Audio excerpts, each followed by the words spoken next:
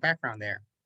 And today's this topic is a data-first approach, managing the tension between security and productivity. I'd like to introduce Brian Vecci. He is the Field CTO at Varonis. He supports a wide range of security and technology initiatives by helping Varonis's customers and partners get the most out of the company's products. In his 20-year technical career, Brian served as a developer, tech architect, engineer, and product manager for companies in financial services, legal, and cybersecurity. Brian joined Varonis in 2010 in technical marketing, led education and development, and now serves as the company's Field CTO. He holds a CISSP certification and frequently speaks on topics related to security and technology. He has been quoted in news sources ranging from the Financial Times to Dark Reading and has made multiple appearances on CNBC. Brian holds a bachelor's degree from the New School in New York City and graduated from the Lakeside School, Seattle, Washington. And Brian, over to you. Thanks so much, Hutch, and thanks everybody for taking some time today. I hope it's been a good set of sessions so far. My name is Brian Vecci. I'm the Field CTO at Varonis, and today we're going to talk a little bit about kind of managing that tension between making sure that our users and our partners and our customers can be productive and collaborate, but doing so securely. One of the things that I say a lot when I speak with CISOs is you could reduce all of your information security risk down to nothing. Just delete all of your data, no more problems. But of course, we can't do that. The data is a business or an organizational asset. It's a lot more like the money in a financial account. So we need to keep it secure, but we need to do so in a way that doesn't get in the way of our organization's ability to get value out of that. So how do we do that? One of the ways I like to think about it, or we'd like to think about it, is thinking about what if security actually started with data. And let's kind of take a step back. Our world is more reliant on data, digital assets, than it's ever been. I don't think this is news. I hope it's not news to anybody that's on this remote webinar that we're doing, where there's every single business process involves data in some way. And actually what happened a couple of years ago when we all went to work from home is that the digital transformation that we've been engaged in for the last 20, 30 years really accelerated. Everything involves data these days. And if you got rid of all your data, most of our organizations wouldn't function at all. Now, the digital transformation has really changed how we think about security, though. The perimeter, well, there is really no more perimeter, is there? You can access anything from anywhere, from any device, at any time, share it with anybody who might need it. It's harder to define. Is the perimeter the endpoint that I'm using today, this laptop? Is it my phone that I've got in front of me that I can access anything that I need to? Is it my tablet here? Is it the firewall that I connect to, the VPN that I connect to get access to our internal resources? Is it my personal firewall sitting up in a cabinet behind me? The answer is yes, and a lot more. There is no perimeter. In fact, there's lots and lots of different perimeters, and it makes the perimeter much harder to watch and to monitor and to secure. We used to approach security from a perimeter-based model. If you can build a big and powerful fence, nobody can get in. But that doesn't solve our problems these days. It actually doesn't solve most of the data security problems we have because it doesn't do anything for insiders. The endpoints, all of these little endpoints that I'm using, they're much more like access points than data stores. We used to be worried about the data that was on a laptop. I'm not worried about the data that's on a laptop anymore. I'm worried about the device getting owned, but it's not the data on that device that I'm really necessarily worried about. It's what that device has access to and could access. So these, your laptop's a lot more like your phone. It's not like that there's a lot of data there, but it has the ability to access huge amounts of data. And the whole point of all of these security efforts, any acronym you want to use, whether it's DLP or identity management, whether you're interested in cloud access or threat detection, the whole point, the whole reason that we do all of this is to protect data. Data is the target. Nobody breaks into a bank to steal the pens. They're after your money. Nobody breaks into your network or gets access to an endpoint unless they are after data. Now, there's lots of things that they could do with that. The attack surface, the data attack surface these days is far bigger and more complicated than it's ever been, right? There's data on premises. It's in file servers. those haven't even gone away. It's increasingly in the cloud, right? It's how many of you are using 365 to collaborate? All of my data these days, at least all the data that I use on a regular basis, is sitting in OneDrive or Teams or SharePoint Online. We use Box to collaborate with external third parties. I use G Drive personally. We've got applications like Salesforce that are really business applications that store huge amounts of data.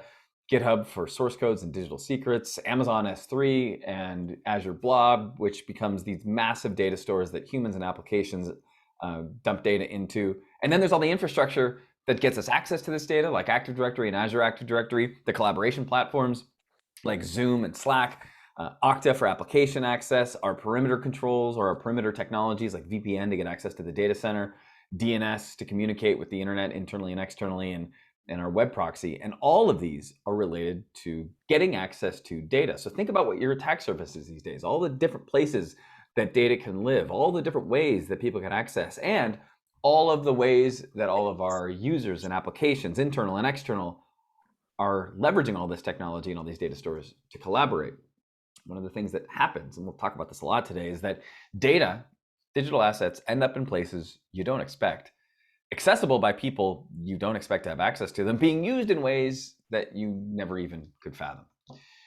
All of this collaboration and all of these data stores these days are built for collaboration, make security really, really, really hard. We talk a lot today, I mentioned attack surface. Your attack surface doesn't change. Your attack surface is what it is. Data is growing, it's more complex. We live in a distributed work environment with lots of endpoints and lots of different data stores. That's just the world we're in. But then there's this notion of blast radius. What would happen if one of your users or one of your service accounts or applications was co-opted by a threat actor? The average user in a given organization has access to 17 million files, more than 90% of which, and I think that's very conservative, more than 90% of which have absolutely no relevance whatsoever for their job function. That's the blast radius. If somebody were to take over any one of your employees' accounts, what would they have access to? Could you even answer that question? How long would it take you to just figure that out, let alone start reducing that blast radius? Reducing not just the likelihood that something is going to go wrong, but if something does go wrong, just how damaging it would be. CISOs these days, the people in charge of implementing data protection and data security controls, don't have a lot of visibility. And as we've seen, these risks are growing really quickly. First of all, there's this notion of data protection. All of these systems are geared for collaboration, whether it's an on-premises data store or a cloud data store. They're set up today to allow users to collaborate with each other internally and externally to share data. That's how we get value. Data is by its very nature these days highly collaborative. Gone are the days where all of our PII is sitting in a database accessible by only one application, even if those days ever really existed. These days, everything is really built for collaboration. It's designed so that I can get access to anything from wherever I am, from any one of these devices, share it with anybody I might need to internally and externally. Data, by its very nature, is highly collaborative. And that makes it really hard to protect, because it means that the people who have access to data is constantly changing. Our needs are constantly changing. And each of these data stores and each of these infrastructure platforms have their own configuration stack, and one misconfiguration can lead to a disaster. The easy example is an S3 bucket that's open to everybody, or a shared folder on a file system that's open to every single employee, or data that's in a spreadsheet sitting inside someone's OneDrive with a link that anyone on the internet can use. There are lots of new options. They're constantly changing, especially on these SaaS platforms, and one misconfiguration can expose a huge amount of data. You need to be an expert in Salesforce to lock that down, and nobody does it well. You need to be an expert in 365, and that's constantly changing to lock that down, and nobody does it well. You need to be an expert in GitHub, and all those are three completely different experts. So just managing all of those configurations, trying to protect the systems that are storing all of these data is more than a full-time job in and of itself.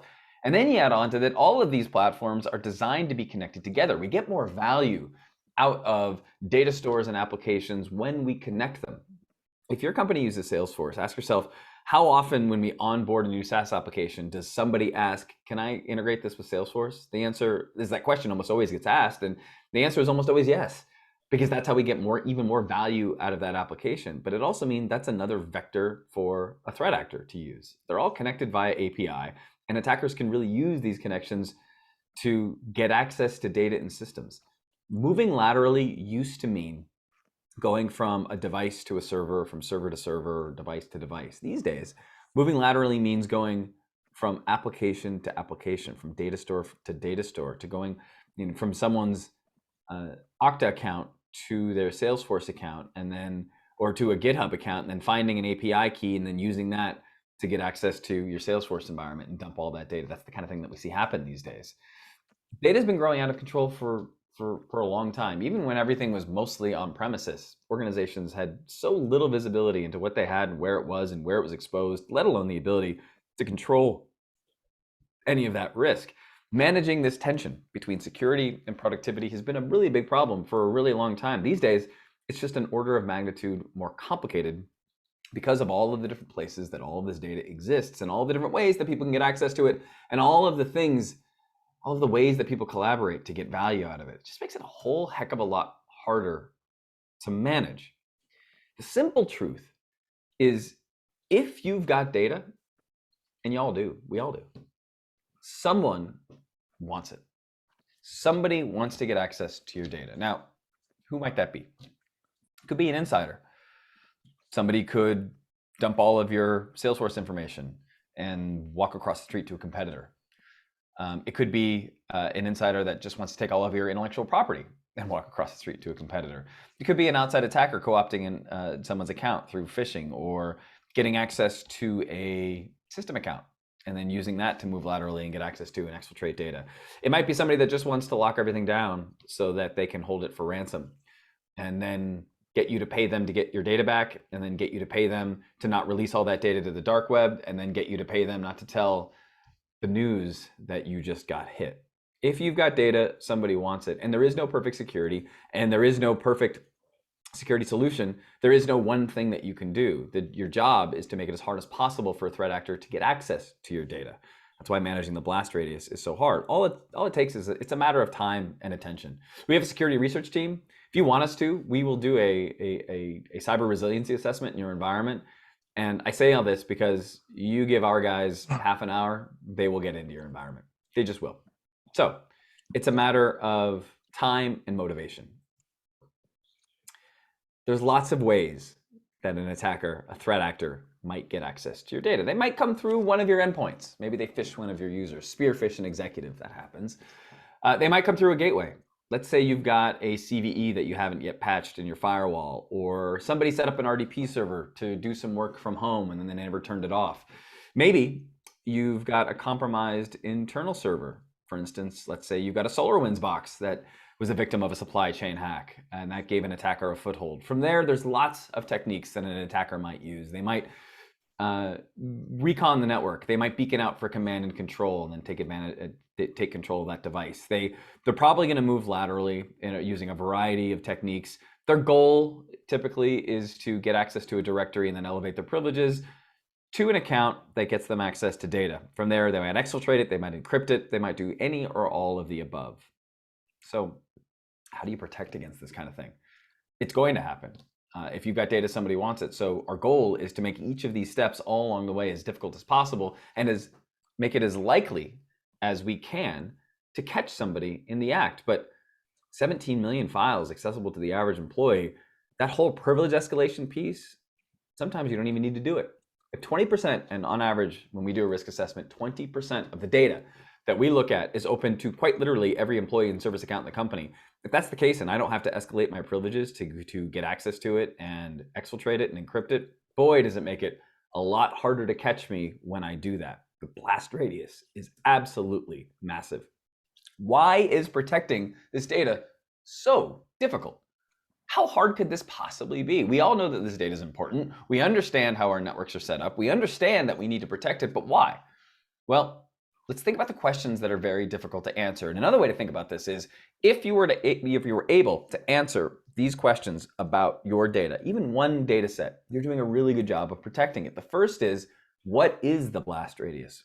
Where is really important data? Whether it's regulated or not, whether it's PII or PHI, maybe it's the PII of European citizens or California consumers or Chinese citizens, maybe it's just intellectual property, maybe it's just something really valuable. Where is that stuff? And then what's exposed? What's open to too many people? And there's lots of ways to define that. Stuff that's open to everybody, stuff that's just open to lots of people, or people that have access to data that they no longer need because the role changed, or their project ended, or they were added by mistake, or their access was cloned from somebody else. And then how do I reduce that risk without breaking anything? Going back to, you want to reduce all your risk to zero, just delete all your data. Think about what that would do. You would shut down your organization. We have 200 something SaaS apps here at Varonis that we use, and there's only a few thousand of us. 200 SaaS apps, about 20 of them are business critical. If any of them went down, it would materially affect our business. So how do I reduce the risk of anything going wrong?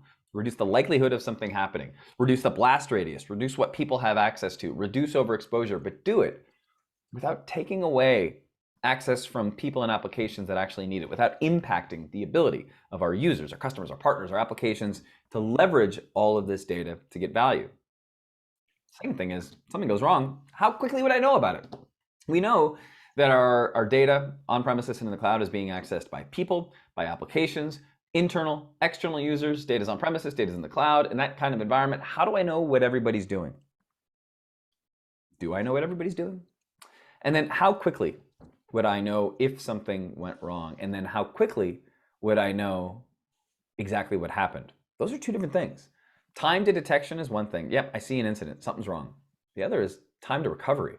How long before I can answer the question that somebody is going to ask me, if it's my responsibility to protect this data, what was touched?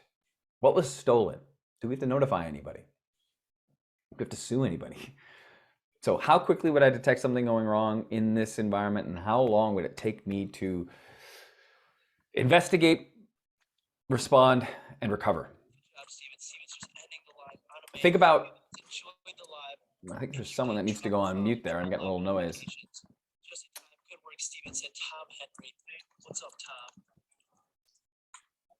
Hutch, I'm not sure if there's someone that you can mute there. There's a lot of noise coming on my side. I'm trying to figure out who this is here. There we go. I think we're good now. Got it. Yeah. Yep. All right.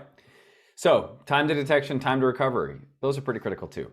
And then finally, why do we do this? Well, we do this because the data is a business asset, but can we ensure that it's being kept private? Lots of us have to meet specific compliance regulations. A lot of the privacy regulations these days are really data centric. The whole point of the GDPR and the CCPA is to protect data.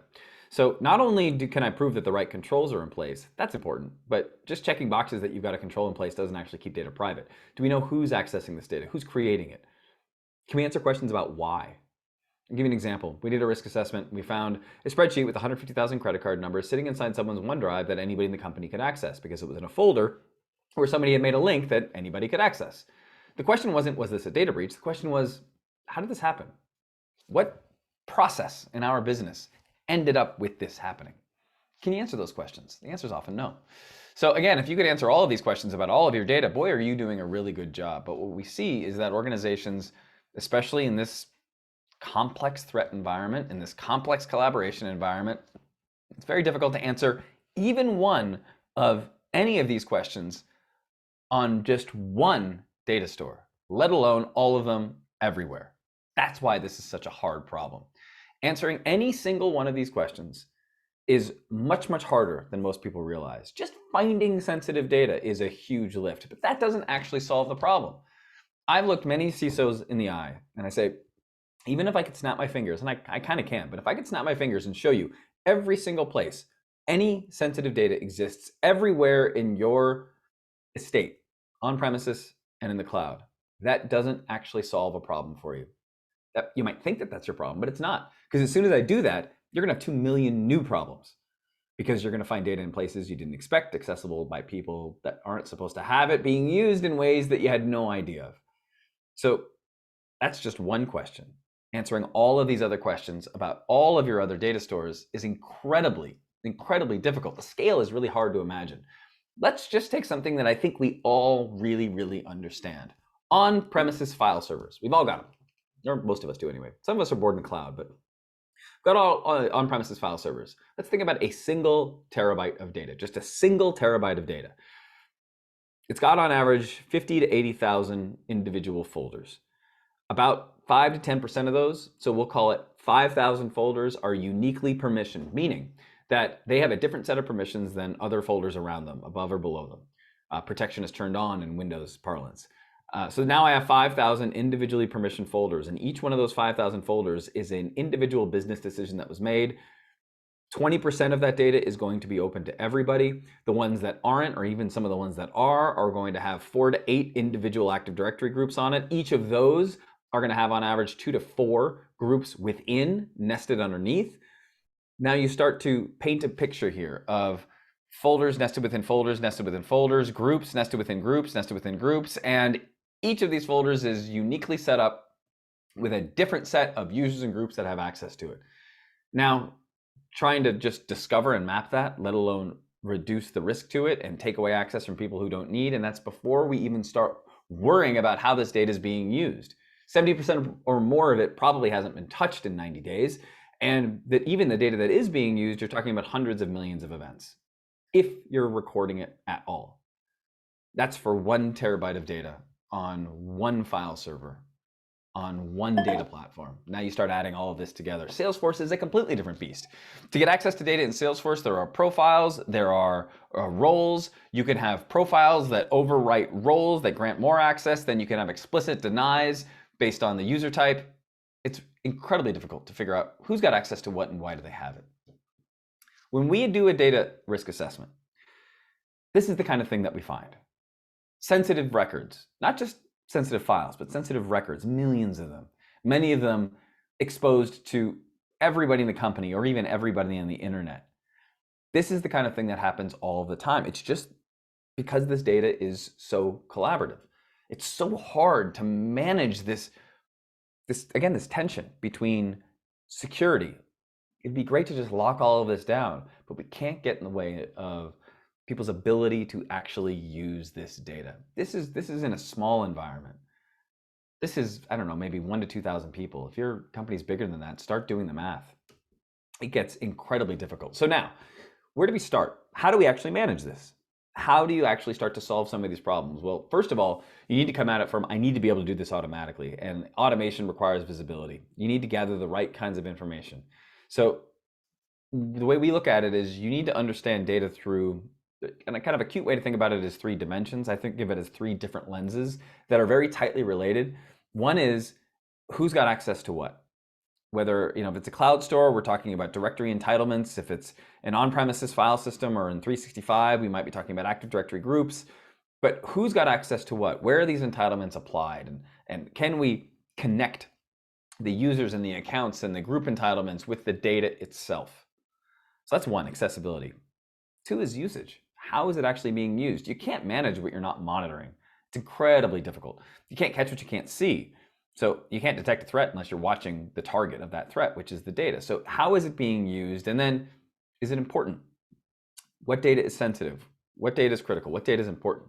If you don't have any one of these lenses or dimensions, if you're not, for instance, gathering data sensitivity, it's incredibly difficult to prioritize, both from a threat detection standpoint, what are people actually touching, and from a risk standpoint, because risk is really the impact of loss, theft, or misuse multiplied by the probability of that happening. Well, if you don't understand the sensitivity or importance of data, it's very difficult to understand the impact of its loss. Second, if you don't have usage, well, how are you going to fix anything? How do you know who needs access to data if you don't understand what they're actually touching? How can you catch a threat unless you're watching the target of that threat? One of the reasons that credit card companies are so good at detecting fraud almost instantly, it's been a while now, but I've certainly gotten that phone call and text message and email all at the exact same time when my credit card was cloned and was being used by somebody else, because the credit card company knows a lot about me. They know where I live, they know what I shop for, they know when I shop for, they know in what amounts. So when my card is being used in a place I've never been to buy stuff that I've never bought in amounts that look very, very strange, they start to put all of those things together. And the reasons that they can do that isn't just that they have profile information about me, but that they watch every penny going in and out, because that's their job. That's their business, is managing money. Well, if you're not looking at the usage of data, it's really hard to detect a threat to data, isn't it? It's like, it's like trying to detect a bank robber just because you have a camera in the parking lot. You need to watch the money. And then there's accessibility. Can we actually map and understand all the different ways that our users and applications can get access to data? And without that, it's very difficult to prioritize risk because we don't really understand the probability. If you don't know where data is exposed, you don't know where you're most likely to be hit. So that's where we start. We look at, and by we, I mean this is just a general approach. You need to start here to really manage this tension. And if security started with data, this is where we would start. We would not only scan for sensitivity, but we'd map all the access controls and we'd monitor behavior wherever that data lived. And then we'd combine all those together. In order to take action, and that's what this is all about, we need to effectively take action, right? Visibility is useless unless we can do something with it. We need enrichment, meaning we need to combine our usage with classification and permissions. We need analytics because I ask you so sometimes, what's the stupid question that we always ask, what keeps you up at night? Well, what keeps you up at night is two things that I hear most commonly. One, I've got more work to do than I've got people to do it. Can't hire security people these days. It's very, very difficult, really expensive. And then two, shelfware. Making big investments that don't do anything. So in order to effectively take action, we need automation. It needs to happen automatically with very little guidance, because if it takes a lot of manual work, it will simply never get done. And in order to automate properly, that enrichment needs to happen. You need to combine the right information sources, and you need to be able to analyze that effectively. What does that actually look like? Well, the information that we need to gather to effectively take action, permissions and access controls, usage and sensitivity, we talked about those, but then combining the permissions together to analyze exposure, to understand behavior. Logs are not behavior. They're an important component, but logs by themselves don't tell us behavior. We need to really understand, what does somebody have access to? What do they normally touch? Who are their peers? Which devices are they using? Where are they coming from? And how do they access this data? And then what's being used and what's not? More than 70% of the data in our environment hasn't been touched in 90 days. Wouldn't it be great to be able to get rid of that? But if you gather this information and you analyze it appropriately, two key things can happen. One, regardless of any changes that you make, you are in a much better position to detect and respond to any potential threat. One of the hardest things that we're seeing these days, that organizations, one of the hardest things for them to overcome is that they're so often blind when it comes to the data. But if security started with data and we had all this information, we'd be in a much better position to detect and respond to threats. And the second thing that we can do is effectively take action to reduce risk by reducing the blast radius, by remediating access, by getting rid of the exposures that are going to lead to a massive detonation, to having an entire NAS locked down by ransomware, or our entire Salesforce environment dumped via Postman through a misconfigured API access. These are the kinds of things that you can lock down when you have all of the right information and all of the right analytics combined in order to automate. Because going back to those numbers, let's go back to an on-premises file system. Remember, we had in a single terabyte 5,000 folders that we needed to worry about? You don't have 5,000 people. Even if it takes you an hour for a folder, you don't have 5,000 hours. It's never going to happen. You need automation to do this. When we have all this, when we have the right information from the right places and we can combine it together with the ability to affect change automatically, that's when we have data first security. Security started with data. We'd be able to answer the question, yes, only the right people have access to just what they're supposed to. Only the right service accounts have access to just what they're supposed to. We would be able to trust and verify. We'd apply zero trust to data, not just devices and networks, to data. We'd know whether it's being used appropriately. We would know when somebody started accessing sensitive information that they've never looked at before using somebody else's device coming from a location they've ever been. Put all those things together, we know that something's going wrong. So we'd be able to verify that, and trust but verify. And we'd know what's most important. We'd know where our crown jewels are, and we'd verify that all of these controls are in place. And we'd be doing a very good job of keeping data private. Nobody wants to put technology in place to be compliant. That's not why we do it. We do it to protect data. But if you attack the problems that leave data exposed, turns out you end up being compliant. It's a whole heck of a lot easier. We can't let our capacity to create and collaborate and share data exceed our ability to protect it. But that's exactly what's happened. We're in a state now, most organizations anyway, where they have more data in more places, accessible to more people than they have the ability to manage. And it's because we're still looking at security through the lens of managing perimeters. We all have really effective endpoint agents on our laptops. My CPU is at a constant 30% because of the agents that are running on it to make sure that nothing happens on my endpoint. But what are we doing to protect the data that that endpoint is designed to access? We've kind of solved the firewall problem, right? Our firewalls are excellent, but that doesn't protect us against insiders. It doesn't protect the data itself. So in order to manage that balance between security and productivity, we need to start implementing data first security controls. Hope all of this made a little bit of sense. Hope you've got some questions. If you, I don't know if they've been asked in the chat window. I guess there's not a Q&A window for this one, but I'm hoping all of this spurred some thinking. I'm going to do one quick little pitch for what we do. Varonis is a data security company. We've attacked data from this perspective, data first, for a really long time. It's a different approach than most organizations have ever taken to their data because we're not DLP, we're not identity management, we're not SIM, we're not on your endpoint. We look at these data stores in a very particular way. And when we do a risk assessment, we automatically figure out what data you have, what's sensitive, where it is. We map all of the entitlements, all of the users, all of the groups, all of the individual directory stores on all of these applications. We combine all that together to map everything out. We'll show you where data is exposed and people have too much access. Oops. And we'll start profiling what's normal and show you how we can help you detect what's abnormal. We don't sit on your endpoint. We don't replace your SIM. We integrate with all of these other technologies, but we start with data first. So I've been going for about half an hour here. That's a long time to talk. I think we've got some time for some questions. I'm going to stop sharing here. But I hope this has been a good use of your time. And if you got any questions, now's the time. Hi, Brian. Susan Hadley. Good to meet you. Good to meet you too. We do have a few questions, actually. Excellent. The first one, what's the best definition for data first? So I don't know if this is the best, but my definition for data first is really understanding your data.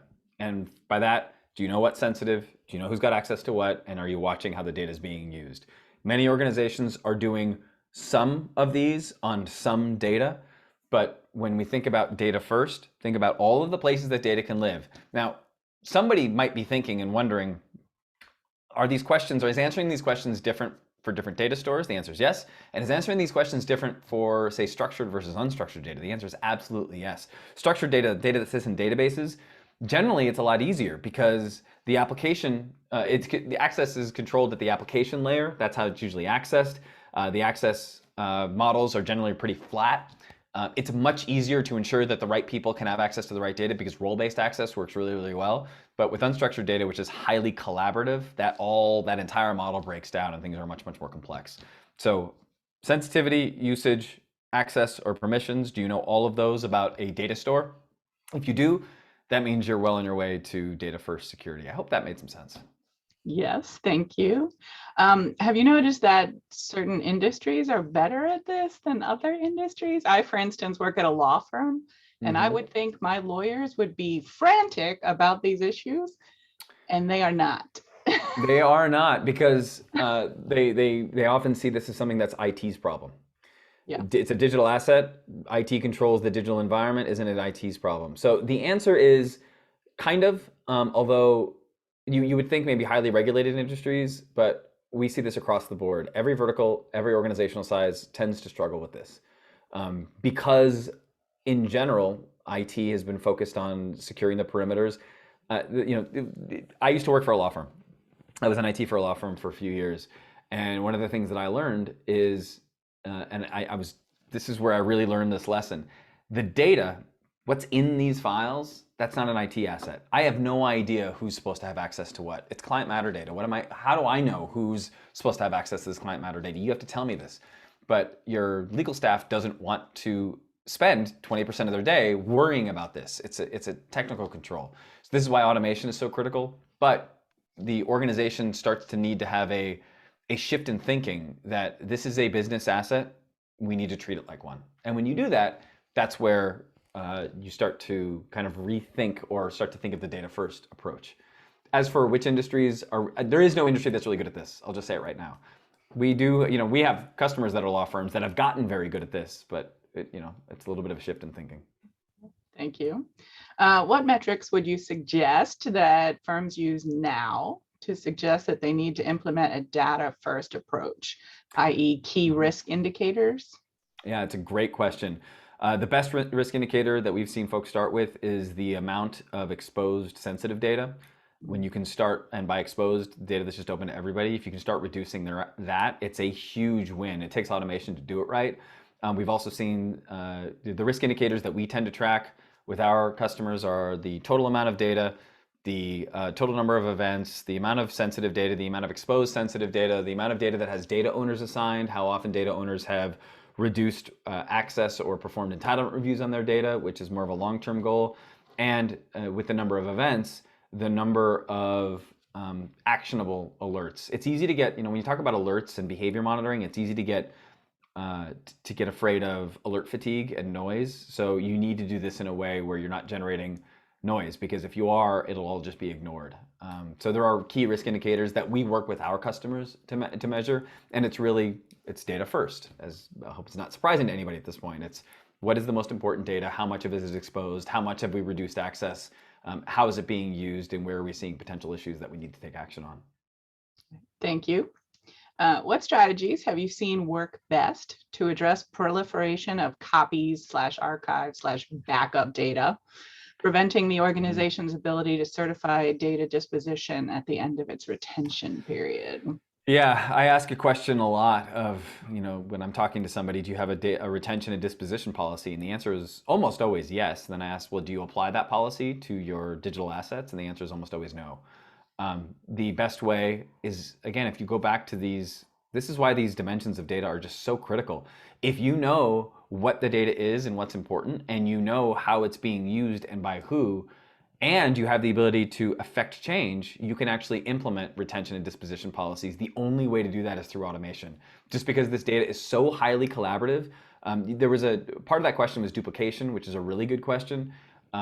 Duplication, with collaborative data, it's very hard or almost impossible to dedupe, because I can have a copy, like if I were to email you a file right now, that file, you would have an exact copy, and maybe I'm emailing it from my OneDrive and you're sticking it in your departmental share. The organization can't delete one or the other, because each of us is using that in our own way, even though the file is absolutely identical. The key thing though is when I stop using it, I haven't touched it in 7 years, you should be able to archive it or at least lock it down. So, but the only way to do that is with visibility. And what's prevented retention and disposition from being useful when it comes to collaborative data is that we're blind. We don't know how data is being used, so how could we possibly understand what's not being used anymore? Because it's in the news so much and people are more aware, are we seeing less issues with ransomware attacks or no? No, absolutely not. Ransomware is an example of the noisiest insider threat. No, it's if I can get access to your environment, I can lock data down and get you to pay me, I'm going to do it.